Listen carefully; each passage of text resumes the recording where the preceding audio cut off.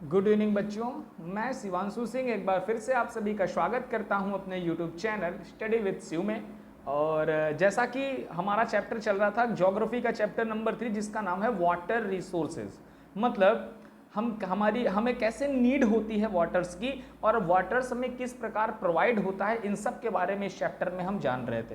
थोड़ा बहुत पढ़ लिया था, आज उसी के आगे बढ़ेंगे। अभी तक जितना पढ़ा है एक बार फटाफट रिवाइज कर लेते हैं। मैंने जब चैप्टर स्टार्ट किया तो मैंने सबसे पहले आपको बताया कि भारत में पूरे वर्ल्ड में वाटर परसेंटेज के बारे में मैंने कहा। अगर पूरे वर्ल्ड की बात करते हैं तो पूरे वर्ल्ड के 71% पार्ट पर आपका वाटर है, ठीक है। पर इस 71% जो पार्ट पर वाटर है उसका केवल 97% जो आपका 97% है वो एज ए सॉल्ट वाटर है। सॉल्ट वाटर मतलब नॉन यूजेबल वाटर है। मतलब 71 में मात्र 3% ऐसा वाटर है जिसको हम पी सकते हैं या फिर जिसको हम यूज कर सकते हैं।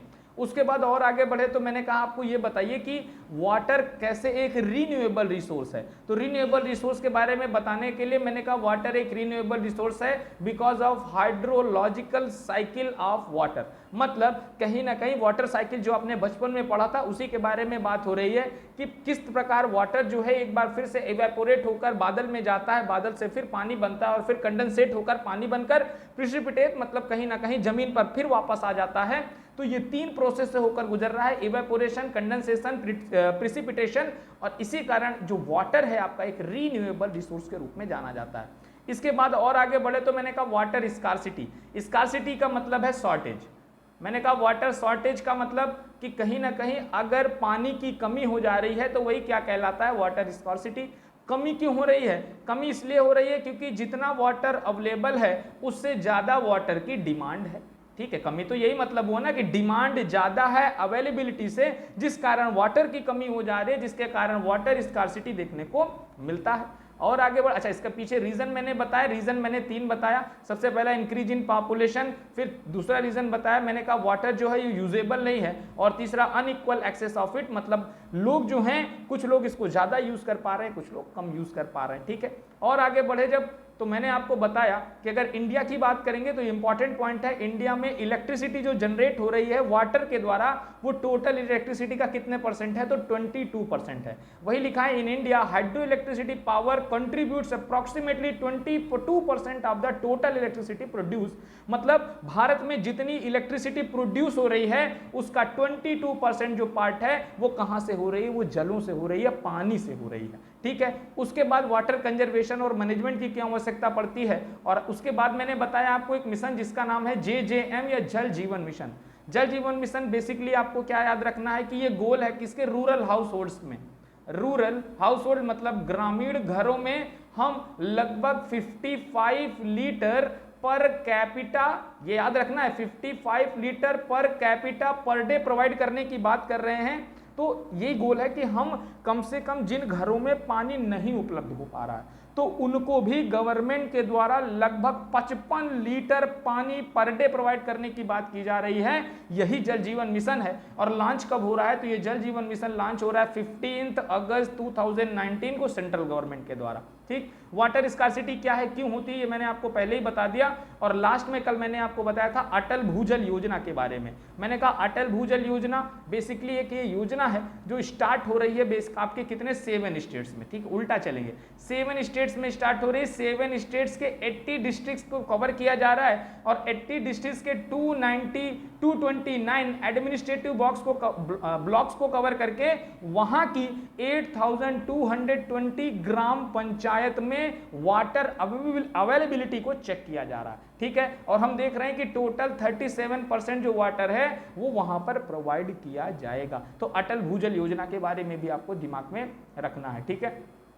आज जो आपको पढ़ाई स्टार्ट करनी थी मल्टीपर्पज रिवर प्रोजेक्ट। मतलब मल्टीपर्पज का मतलब है कि हमने बांध बनाया है, तो बांध मतलब अगर मान लीजिए डैम्स बनाए हैं और डैम्स केवल एक ही कारण के नहीं होगा, डैम्स के कई सारे रीजन्स होंगे, मतलब डैम बनाने के हमें कई सारे फायदे मिलेंगे।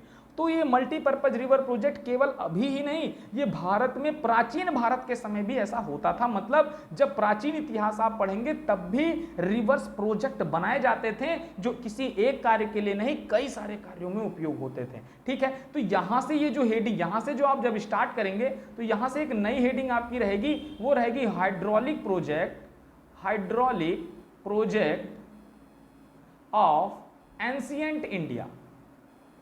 हाइड्रोलिक प्रोजेक्ट, ये क्वेश्चन इंपॉर्टेंट है और पूछा जाता है आपका कि हाइड्रोलिक प्रोजेक्ट के एंशिएंट इंडिया में हाइड्रोलिक प्रोजेक्ट्स के बारे में बताइए। तो एंशिएंट का मतलब है प्राचीन भारत में किस प्रकार से आपकी हाइड्रोलिक प्रोजेक्ट्स, मतलब आपका मल्टीपर्पज रिवर प्रोजेक्ट के बारे में भी, मतलब मल्टीपर्पज रिवर प्रोजेक्ट पर भी काम चल रहा था। तो इसी में एक एक करके, इसमें 4 पॉइंट है, चारों पॉइंट आपको दिमाग में रखने, पूछे जाते हैं एंशिएंट इंडिया में किस प्रकार हाइड्रोलॉजिकल प्रोजेक्ट चल रहा था आपका। ठीक है, जिसमें सबसे पहला पॉइंट है इन द फर्स्ट सेंचुरी। ठीक है, फर्स्ट सेंचुरी, और सेंचुरी के बारे में 100 बार मैंने आपको बताया है कि सेंचुरी क्या है, डिकेड क्या है। ठीक है, कैसे सेंचुरी को पता करते हैं, तो इसको भी देखिएगा। इन द फर्स्ट सेंचुरी, ये लिखा है श्रृंगावरपुरा। ठीक है, ये लिखा है श्रृंगावरपुरा। ठीक है, श्रृंगावरपुरा, ये श्रृंगावरपुरा कहां पर है, तो ये श्रृंगावरपुरा इस समय इलाहाबाद मतलब प्रयागराज। ठीक है, और प्रयागराज में आपको पता है कौन सी रिवर जा रही है, तो प्रयागराज में आपकी गंगा, यमुना और सरस्वती आपकी मिल रही है, आपको पता है ना, तो संगम है वहां पर, तो गंगा रिवर पर ये प्रोजेक्ट बना था। तो पहला पॉइंट याद रखना है कि फर्स्ट सेंचुरी में ही श्रृंगावरपुरा इलाहाबाद में has sophisticated water harvesting system, water को बचाने का, पानी को बचाने का एक सिस्टम था, challenging the flood water of river Ganga, जो बेसिकली किस लिए होता था कि गंगा के में बाढ़ आ जाने के कारण पूरा इलाहाबाद डूब जाता था। ठीक है, तो ऐसा सिस्टम बनाया गया था कि जब बाढ़ आए तो पानी कहीं से निकल जाए, मतलब या तो हम पानी को सेव कर सकें, तो इस प्रकार का सिस्टम फर्स्ट सेंचुरी में बनाया गया था। कहां पर, श्रृंगावरपुरा। तो ये नाम याद रखना है, पहला पॉइंट है श्रृंगावरपुरा कहां का है, इलाहाबाद प्रयागराज में, गंगा रिवर पर एक फ्लड को बचाने, फ्लड से बचने के लिए एक आपका हार्वेस्टिंग सिस्टम बनाया गया था। उसके बाद during the time of Chandragupta Maurya, Maurya dynasty की बात कर रहे हैं, तो सबसे ज्यादा जो सबसे शुरुआती में डैम्स, लेक्स, इरिगेशंस के लिए सबसे पहले मौर्य डायनेस्टी में ही बनाए गए थे। ठीक है, याद रखिएगा, मौर्य डायनेस्टी में डैम्स, लेक्स बहुत सारे बनाए गए। ठीक, और वहीं से लेक्स वगैरह बनने की शुरुआत भी होती है मौर्यन डायनेस्टी से। तो दिखाई during the time of Chandragupta Maurya dams, lakes, irrigation were extensive build, मतलब कहीं ना कहीं ये डैम्स, लेक्स और इरिगेशन सिस्टम के लिए रिवर्स को हार्वेस्टिंग करना, मतलब कहीं ना कहीं बचाव करना, ये बनाया गया था चंद्रगुप्त। तो पहला पॉइंट आपका श्रृंगावरपुरा प्रयागराज में गंगा रिवर सिस्टम को गंगा रिवर सिस्टम से फ्लड से बचने के लिए एक आपका हार्वेस्टिंग सिस्टम बनाया गया। दूसरे नंबर पे चंद्रगुप्त मौर्य के समय डैम्स, लेक्स और इरिगेशन सिस्टम वगैरह बनाए गए थे। उसके बाद एविडेंस ऑफ इरिगेशंस, मतलब खेती के भी एविडेंस मिलते हैं, कहां से, have also been found in Kalinga, पहले उड़ीसा को कलिंग नाम से जाना जाता था। ठीक है, कलिंग से नागार्जुना कोंडा आंध्र प्रदेश, बिन्नौर कर्नाटक को बिन्नौर के नाम से जाना जाता था, कोल्हापुर जो महाराष्ट्र में है। ठीक है, तो यहां से भी कहीं ना कहीं इरिगेशन सिस्टम के, मतलब सिंचाई करने के लिए कैसे हम नदियों के पानी से कोई यूज कर रहे हैं, ये ऐसा एक सिस्टम उस समय भी बनाया गया था पुराने समय। ये एक और इंपॉर्टेंट पॉइंट है, in 11th century Bhopal lake one of the largest artificial lake, artificial lake का मतलब है मानव निर्मित, अपने आप से नहीं बनी है, मानव ने उस लेक को बनाया है। तो 11th सेंचुरी में कहां पर, भोपाल लेक। तो याद रखना है 11th सेंचुरी में एक लेक थी जिसका नाम था भोपाल लेक, वो उस समय की लार्जेस्ट आर्टिफिशियल लेक के रूप में जानी जाती है। अभी बताऊंगा इस समय की कौन आर्टिफिशियल है, अभी पहले आगे बढ़ते हैं। ठीक है, उसके बाद next point, in the 14th century the tank in the Hauz Khas Delhi, याद रखना है नाम, हौज खास। ठीक है, हौज खास। ठीक, in the 14th century the tank in the Hauz Khas Delhi was constructed by Iltutmish. ये हौज खास पहली बात किसके द्वारा बनाया गया था, तो इल्तुतमिश के द्वारा बनाया गया था। तो ये भी दिमाग में रखना है। तो 11th सेंचुरी में इल्तुतमिश के द्वारा एक हौज खास का मतलब होता है एक ऐसे ही, जैसे आप देखते हैं ना कि एक चारों तरफ राउंड है, उसमें बीच में पानी होता है, उसको हौज खास कहते हैं। ठीक है। For supplying water in Siri fort area, एक फोर्ट था जिसका नाम था सिरी फोर्ट, वहां पर वाटर सप्लाई के लिए एक हौज खास बनाया गया था इल्तुतमिश के द्वारा। तो ये चारों पॉइंट आपको दिमाग में रखने, एक बार फिर से मैं चारों पॉइंट बता रहा हूं। मैंने कहा 4 पॉइंट्स में पहला पॉइंट है कि सबसे पहले ये पूछा जाता है hydraulic project in ancient India के नाम से, ठीक है। तो पहला है in the first century Shringaverapura near Allahabad Prayagraj है sophisticated water harvesting system challenging the flood water of river Ganga. मतलब श्रृंगावरपुरा, पहले तो नाम याद रखना है, श्रृंगावरपुरा ये कहां पर है, इलाहाबाद प्रयागराज में है, और गंगा रिवर सिस्टम को फ्लड से बचने के लिए, बाढ़ से बचने के लिए एक वाटर हार्वेस्टिंग सिस्टम बनाया गया था, कहां पर, गंगा रिवर पर, प्रयागराज में। पहला point. During the time of Chandragupta Maurya, Chandragupta Maurya के समय डैम्स, लेक्स और इरिगेशन फैसिलिटीज वगैरह प्रोवाइड की गई थी, तो ये भी दिमाग में रखना है। Evidence of irrigation were have also been found, मतलब ये भी देखने को मिलता है कि कलिंग में, नागार्जुना कोंडा में, आंध्र प्रदेश बिन्ना और कोल्हापुर में भी इरिगेशन सिस्टम था। और 11 ये सबसे ज्यादा इंपॉर्टेंट है क्योंकि ये आपका ऑब्जेक्टिव में पूछ लिया जाता है। In 11th century Bhopal lake पूछा जाता है, 11th सेंचुरी में कौन सी ऐसी लेक थी जिसको जो लार्जेस्ट आर्टिफिशियल लेक के रूप में जानी जाती थी, तो 11th सेंचुरी में Bhopal lake is the one of the largest artificial lake was build. और लास्ट आपको देखना इन द 14th सेंचुरी, मतलब 14th सेंचुरी में एक हौज खास बनाया गया था, HAUJKHAS, ठीक है, एक हौज खास बनाया गया था, किसके द्वारा, तो हौज खास बनाया गया था इल्तुतमिश के द्वारा। कहां पर, दिल्ली में, दिल्ली में, जो बेसिकली वाटर की सप्लाई करता था सिरी फोर्ट में। तो ये भी आपको दिमाग में रखना है, ठीक है। तो इतना आपको एंशिएंट इंडिया से हाइड्रोलिक प्रोजेक्ट के बारे में दिमाग में रखना है कि प्राचीन भारत में भी ऐसे प्रोजेक्ट्स बनाए गए थे जिससे वाटर को सेव किया जाता था, ठीक है। तो इतना आपको समझ में आ गया। चलिए आगे बढ़ते हैं।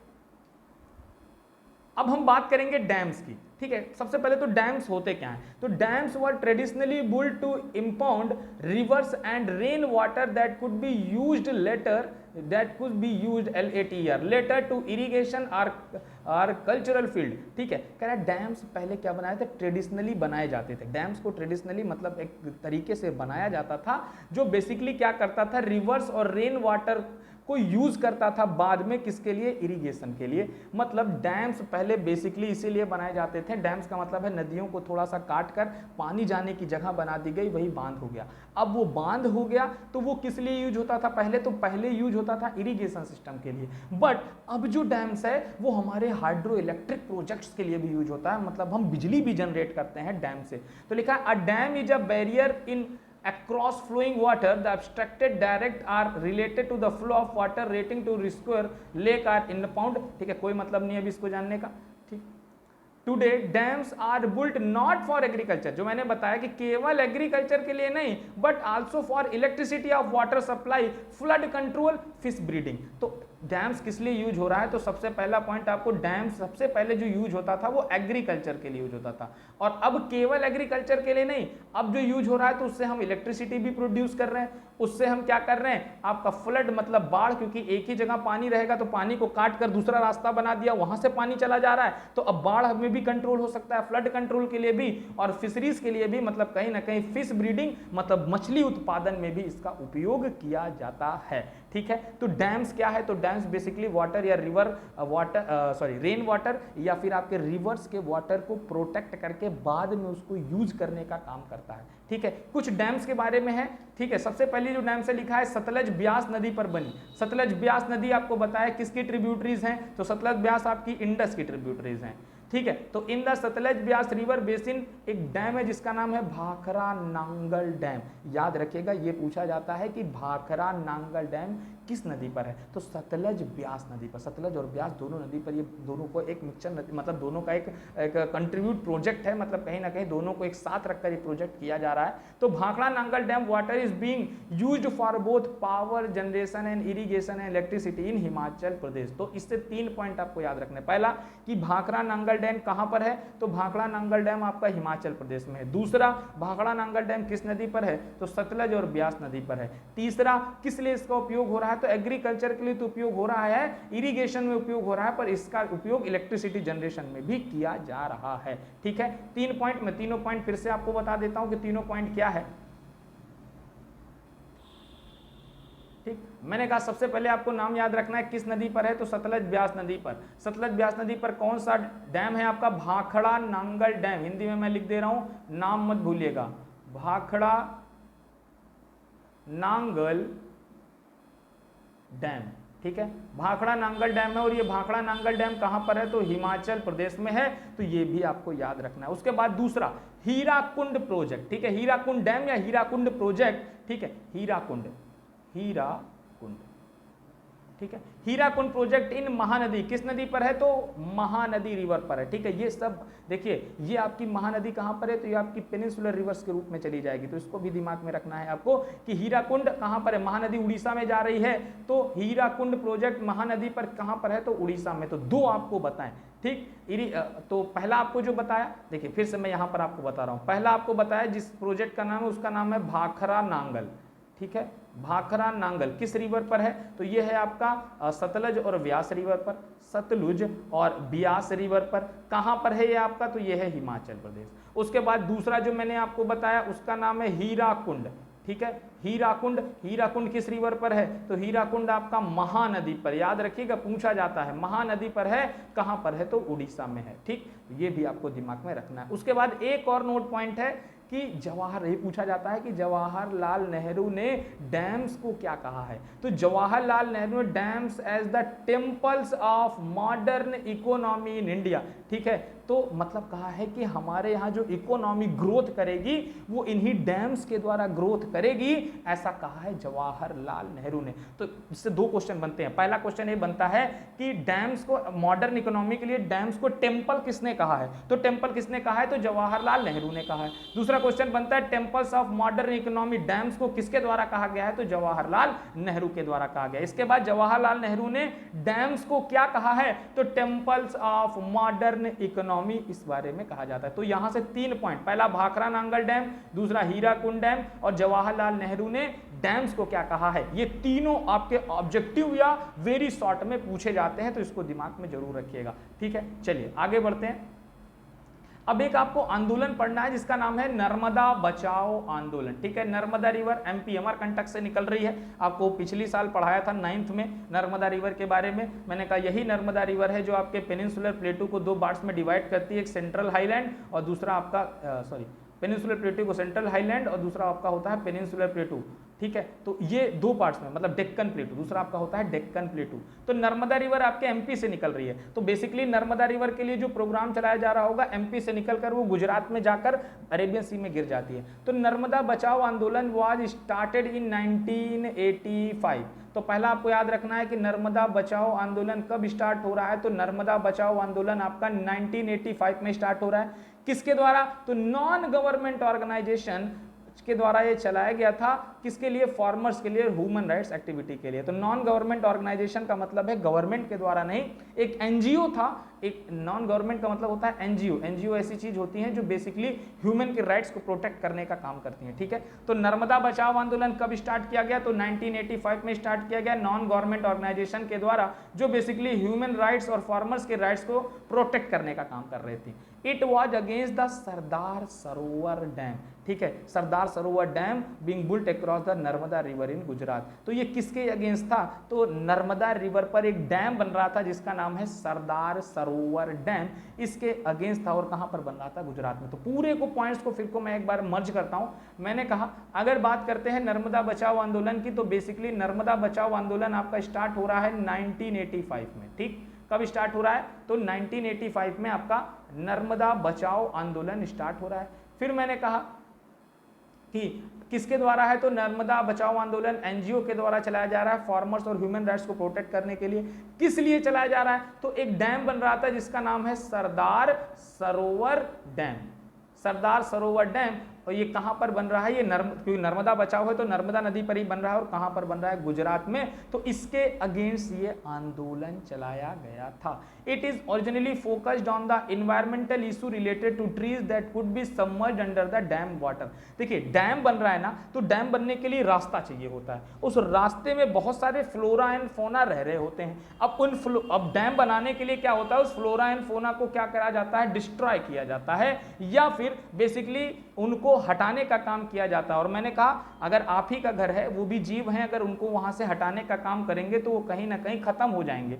तो उनको प्रोटेक्ट करने के लिए, फ्लोरा एंड फौना को प्रोटेक्ट करने के लिए ये नर्मदा बचाओ आंदोलन 1985 में एनजीओ के द्वारा सरदार सरोवर डैम जो गुजरात में बन रहा था नर्मदा रिवर पर, इसके अगेंस्ट चलाया जा रहा था। ठीक है, उसके बाद अब देखो मैंने कहा ना आर्टिफिशियल डैम की बात की थी, तो सबसे पहले एंशिएंट इंडिया में एक आर्टिफिशियल डैम की बात की थी जिसका नाम थे भोपाल लेक।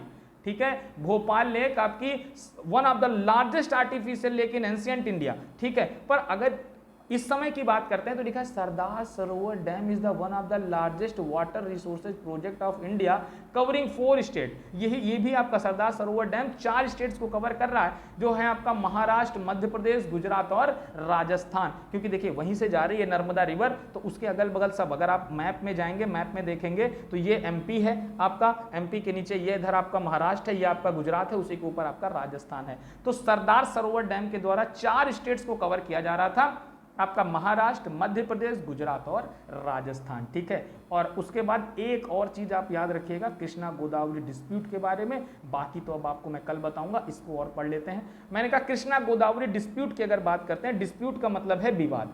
तो कृष्णा और गोदावरी नदी में डिस्प्यूट चल रहा है। क्यों चल रहा है? तो 2 स्टेट्स हैं, एक दूसरे से लड़ रहे हैं। किस लिए? एक रिवर है जिसका नाम है कोयना रिवर, कोयना रिवर के लिए, कोयना। ठीक, अब देखिए लिखा है Krishna Godavari dispute due to the objection raised by Karnataka and Andhra Pradesh government in 1969। तो सबसे पहले ये डिस्प्यूट कब स्टार्ट हो रहा है? तो डिस्प्यूट स्टार्ट हुआ था आपका 1969 में। किन 2 स्टेट्स के बीच? तो ये भी याद रखना है, कृष्णा गोदावरी डिस्प्यूट है तो कृष्णा गोदावरी कहां कहां जा रही है? तो कर्नाटका और आंध्र, कर्नाटका और आंध्र प्रदेश। अगर ऐसे बात करेंगे तो ये आपका इधर कर्नाटका हो गया, ये आपका इधर ऐसे आंध्र प्रदेश हो गया, और यहीं से कृष्णा गोदावरी रिवर जा रही है, जिस कारण इन दोनों स्टेट्स के बीच हमेशा विवाद बना रहता है। तो पहला चीज आपको याद रखना है कि कब ये स्टार्ट हो रहा है? तो 1969 में डिस्प्यूट स्टार्ट हुआ था आपका, मतलब विवाद होना स्टार्ट हुआ था। किन 2 स्टेट्स के बीच? तो कर्नाटका और आंध्र प्रदेश स्टेट्स के बीच ये स्टार्ट हुआ था। और क्यों है? It is regarding the diversion of more water of Koyna river, मतलब ज्यादा, अब देखिए कोयना रिवर है, इसमें बाढ़ आ जाती है कभी कभी, तो जब कर्नाटक के द्वारा आंध्र प्रदेश में ज्यादा पानी भेज दिया जा रहा था, जिसके कारण वहां की फसलों को नुकसान हो रहा था। देखिए पानी ज्यादा जाएगा तब भी दिक्कत है।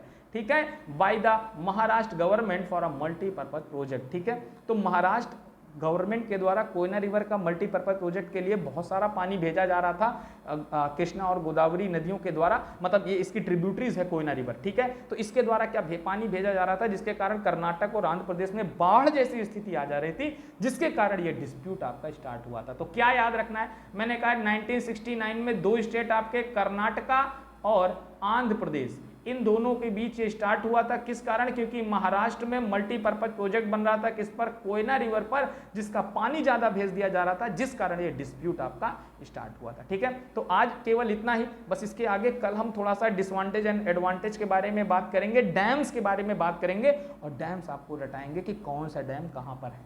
ठीक है, तो बस आज इतना ही। चलिए अच्छे से पढ़ाई करिए, मिलते रहेंगे हम लोग, आगे पढ़ते रहेंगे हम। ठीक है, चलिए गुड नाइट।